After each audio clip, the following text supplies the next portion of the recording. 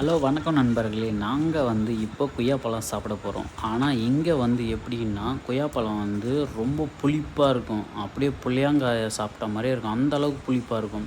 ஒரு சில செடியில் மட்டும்தான் அழகாக அப்படியே டேஸ்ட்டாக இருக்கும். பயங்கர டேஸ்ட்டாக இருக்கும். இப்போ நாங்கள் எங்கள் ரூமு பின்னாடி இந்த கொய்யாப்பழம் செம்ம டேஸ்ட்டாக இருக்கும். செம்ம இனிப்பாக இருக்கும். அவ்வளோ அருமையாக இருக்கும் சாப்பிட்றதுக்கு.